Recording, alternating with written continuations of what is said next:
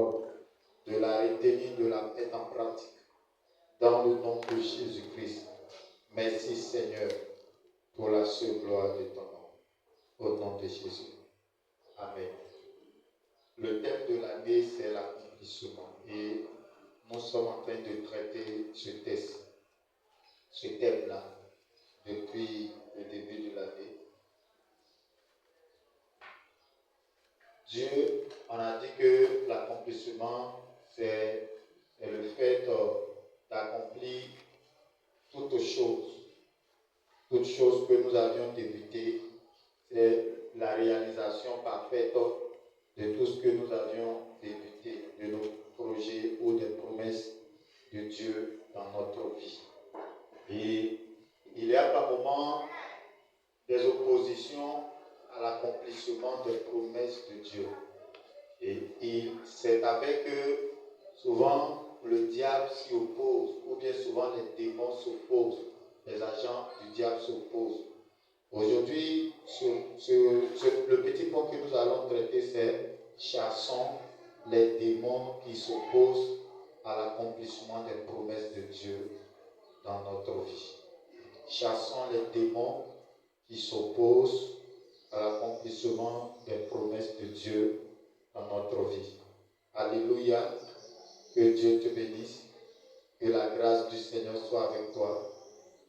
Dans l'accomplissement des promesses de Dieu dans notre vie, il y a souvent des esprits négatifs qui s'opposent aux voies de Dieu. Il y a des esprits négatifs qui s'opposent aux voies de Dieu. Vous pouvez voir une personne, elle peut être là, elle peut être une personne intelligente, elle peut être une personne déterminée, mais tu sens que la personne fait des efforts, mais la personne n'arrive pas à atteindre toujours ses objectifs. Pourquoi? Parce qu'il y a une opposition des démons. Alléluia. Nous allons prendre nos Bibles dans le livre de Marc, chapitre 1. Marc, chapitre 1. Marc, chapitre 1. À partir du verset 21.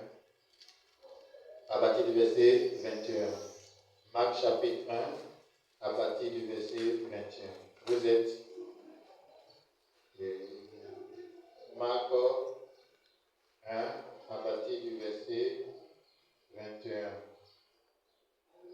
Marc 1, à partir du verset 21. Vous êtes à la page.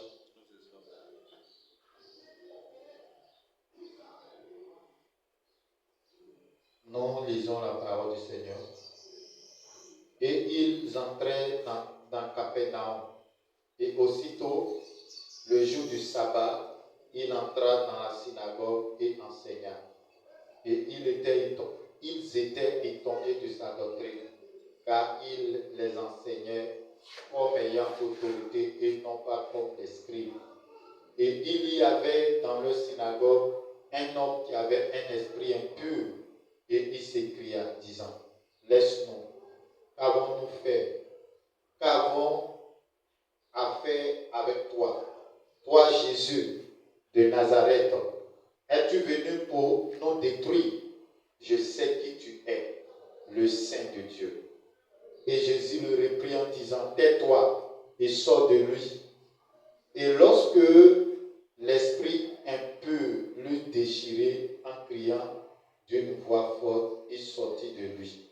Et ils furent tous stupéfaits, de sorte qu'ils se demandaient entre eux, disant, qu'est-ce que ceci? Quelle est cette nouvelle doctrine? Car il commande avec autorité même aux esprits impurs et ils lui obéissent. Et immédiatement sa réputation se répandit à travers toute la région autour de la Galilée. Alléluia. Quelqu'un me lit sa version là-bas. Il faut lire ta version.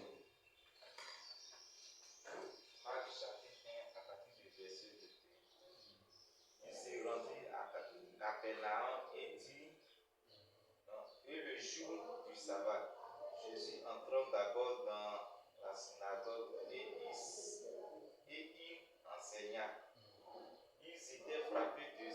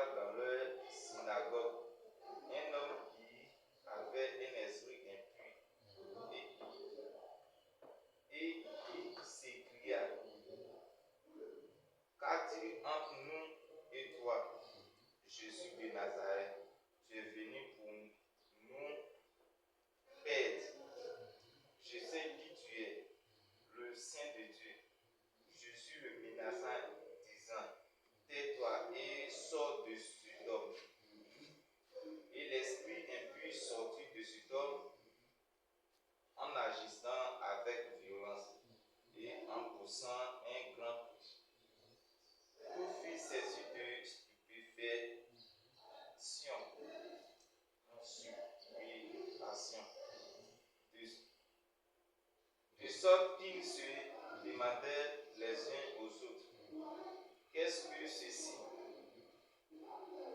Une nouvelle doctrine, il commande avec autorité, même aux esprits impurs, et ils lui obéissent. Et sa renommée se répandit aussitôt dans toutes les villes environnantes de la Galilée. Amen. Est-ce que tu peux acclamer la parole? Alléluia. Donc voici un texte que nous venons de lire. La Bible dit que Jésus était entré à Capernaum. Et dans Capernaum, la Bible dit que le jour du sabbat, Jésus est entré dans la synagogue. La synagogue, c'est le lieu où les Juifs se réunissaient pour écouter la parole de Dieu. Donc, en un mot, dans une église.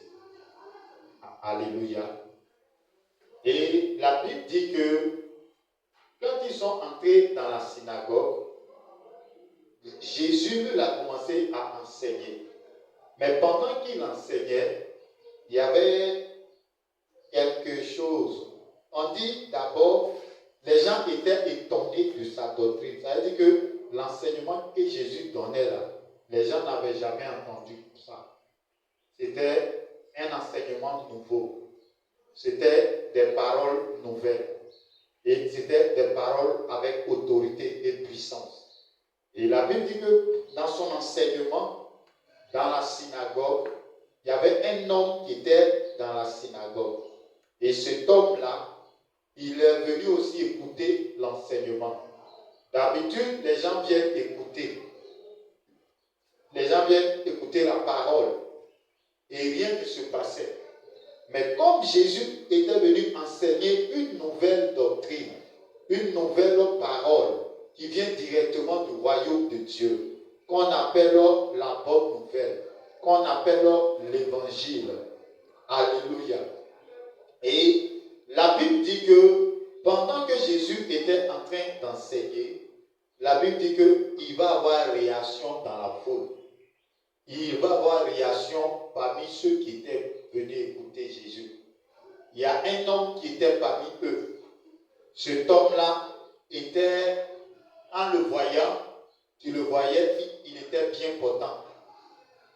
Quand tu le regardes, tu vas penser qu'il est en bonne santé. Quand tu le regardes, tu vas penser que tout va bien chez lui. Alléluia. Amen. Et la Bible dit au verset 23, et il y avait dans leur synagogue un homme qui avait un esprit impur. Cet homme-là, quand tu le regardes là, physiquement, tout va bien. Mais spirituellement, il y a un démon qui le tenait. Il y a un esprit qui le tenait. Et cet esprit-là pouvait l'empêcher de réussir. Cet esprit-là pouvait combattre tout ce qu'il faisait. Cet esprit-là pouvait l'empêcher d'aller de l'avant. Cet esprit-là pouvait l'empêcher d'accomplir sa destinée. Parce que la Bible dit qu'il y avait un esprit impur qui le possédait.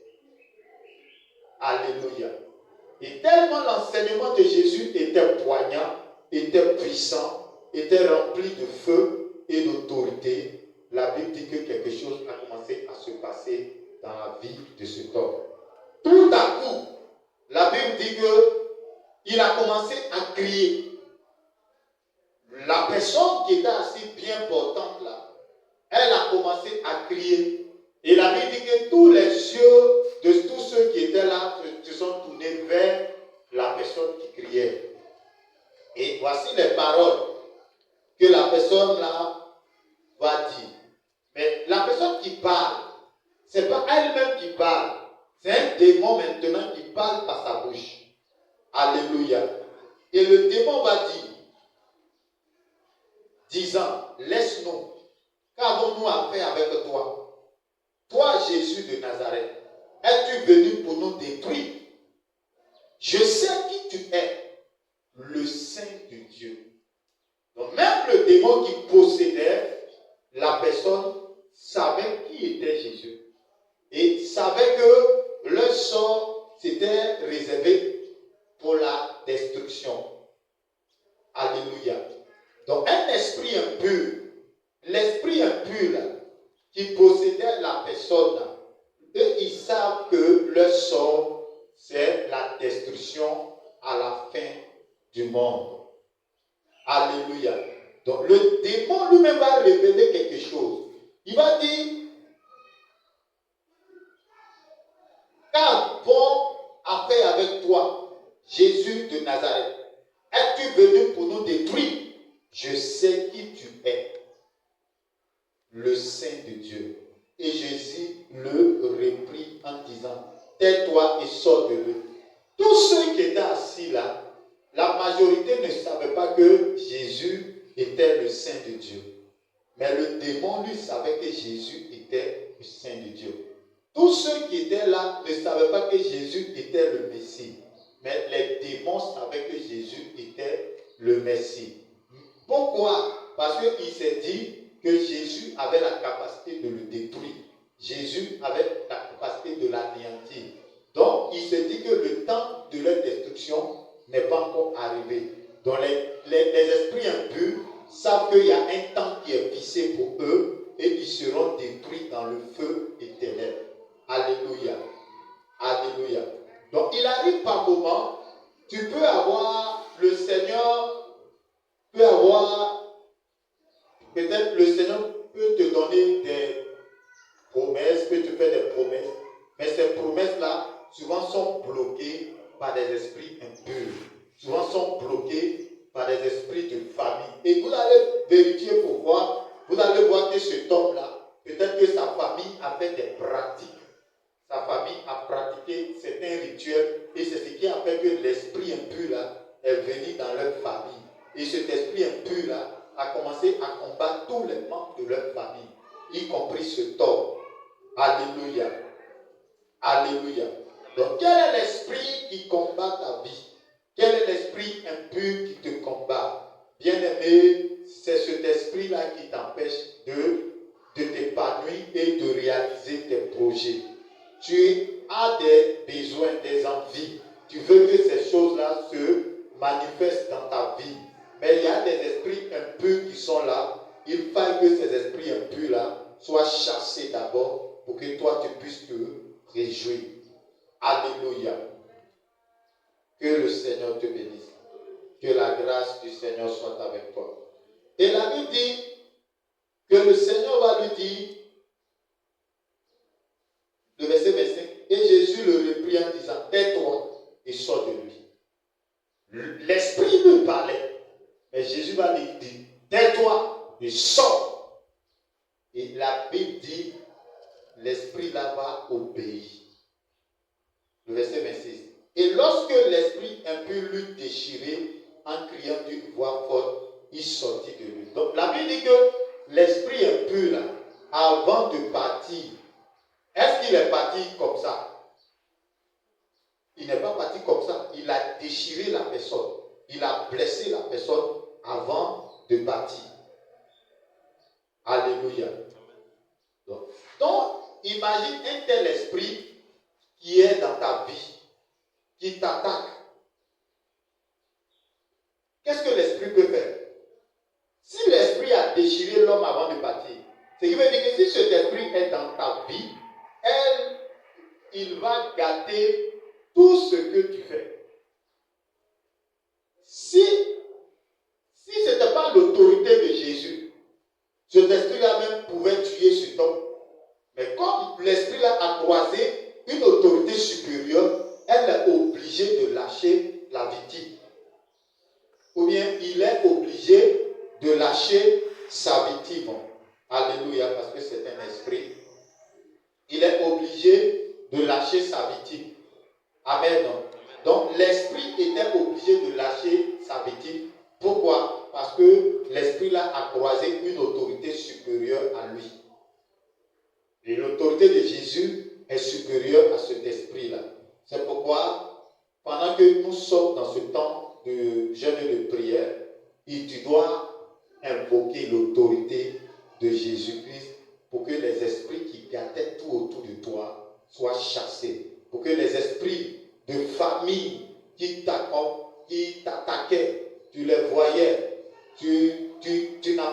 mariage avec un esprit, avec un démon, mais pendant la nuit, tu vois un démon qui vient comme ton mari, comme ta femme. Cet esprit-là, pendant ce temps de jeûne-là, tu dois chasser cet esprit-là de ta vie. Tu dois leur donner de quitter ta vie définitivement avec la puissance et l'autorité que Jésus te donne. Alléluia. Alléluia. Tu vas prendre la Bible dans le livre de Matthieu. Matthieu chapitre 10. Nous allons voir quelque chose. Matthieu chapitre 10. Nous allons voir quelque chose là-bas. La Bible dit, Matthieu 10, le verset 1, puis, ayant appelé ses 12 disciples, il leur donna le pouvoir de chasser les esprits impurs et de guérir toute maladie et toute infirmité. Alléluia. Alléluia.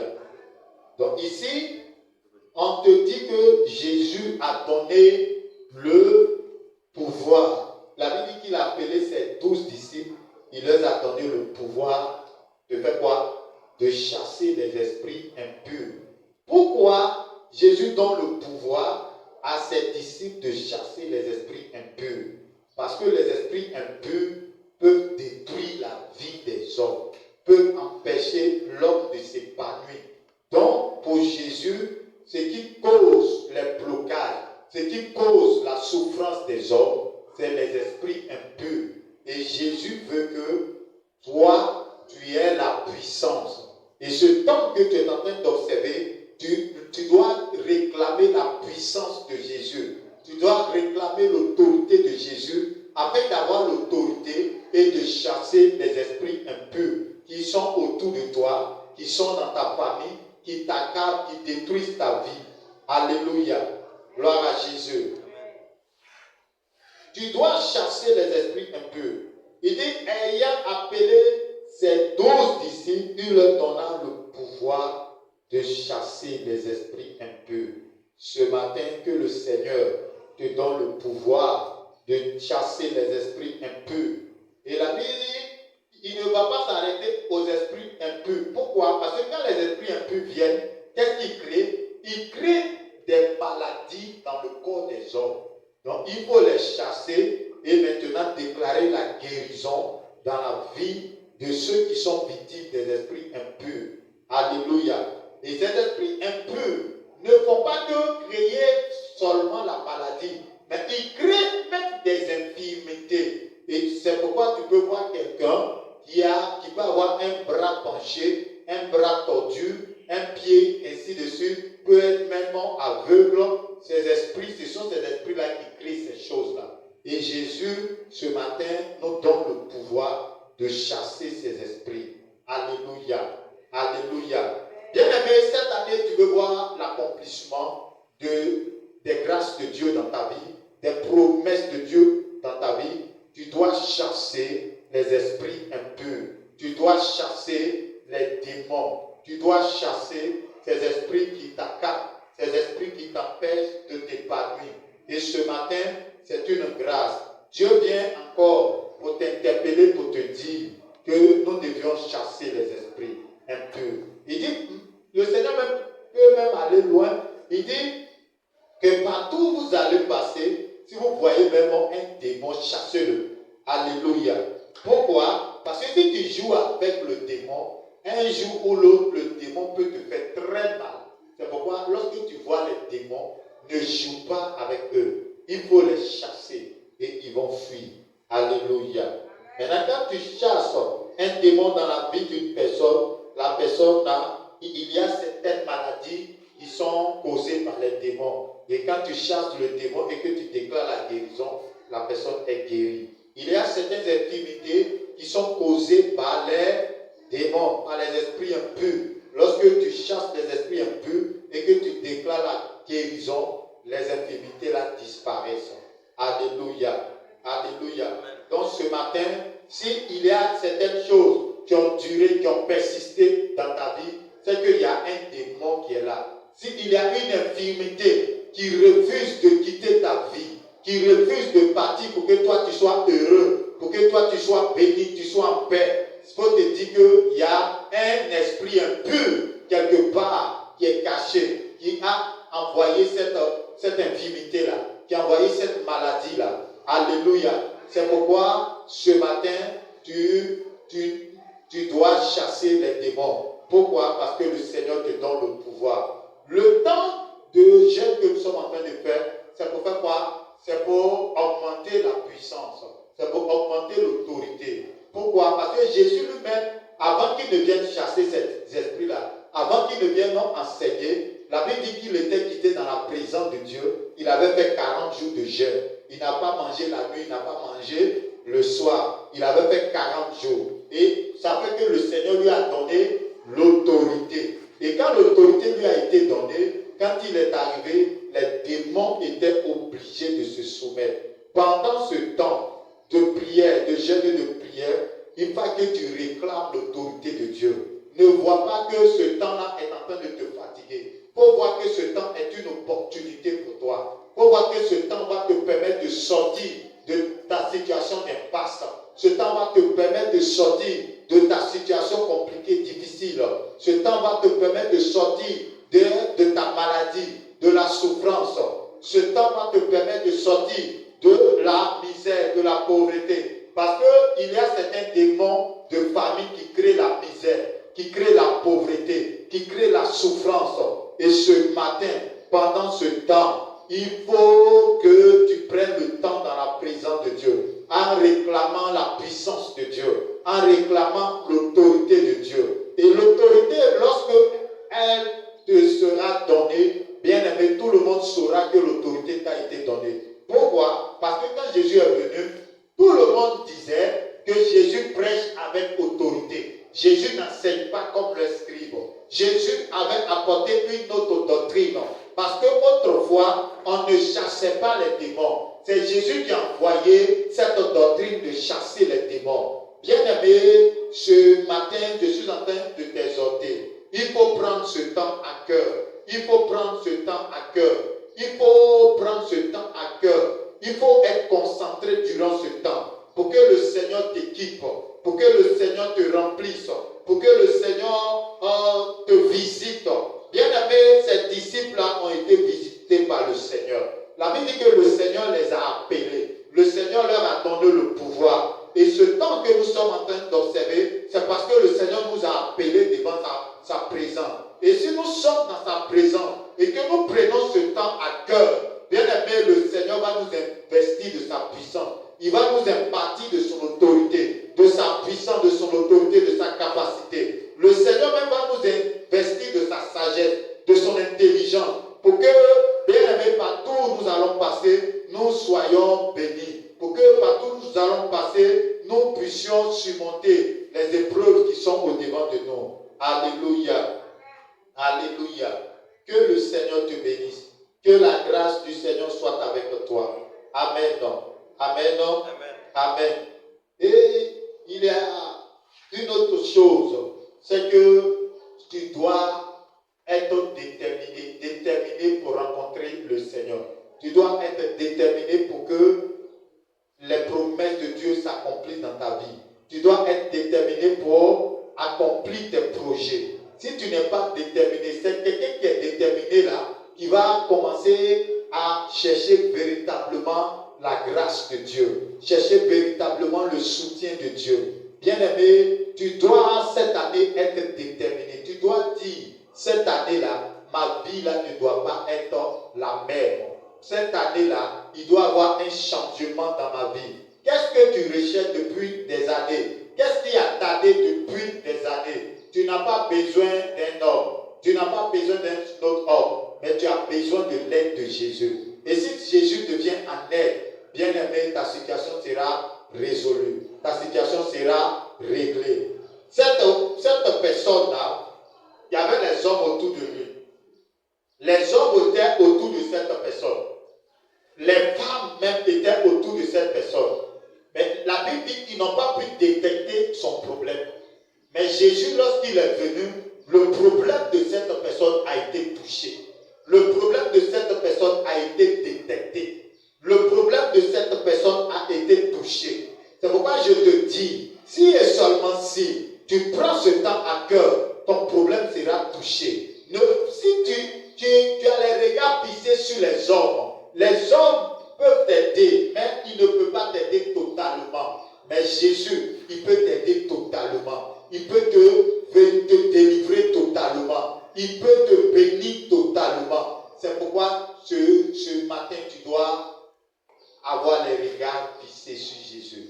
Et tu vas voir la gloire de Dieu. Alléluia.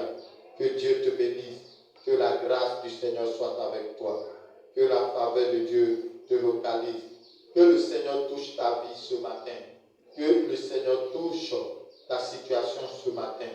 Au nom de Jésus. Et que tout esprit impur qui combattait ta vie, que le feu de Dieu le brûle et qu'il te lâche au nom de Jésus. Tout esprit impur qui détruisait tout autour de toi, que le feu le consume. Tout esprit de serpent, de python, de dragon, de vipère, tous ces esprits, ces oiseaux de mauvais augure, tout ce qui a été invoqué dans ta famille, ces esprits de la sorcellerie, ces esprits humains qui combattaient ta vie, que ce matin, que le feu de Jésus-Christ touche ces esprits et qu'ils soient consumés afin qu'ils te libèrent totalement dans le nom de Jésus-Christ de Nazareth.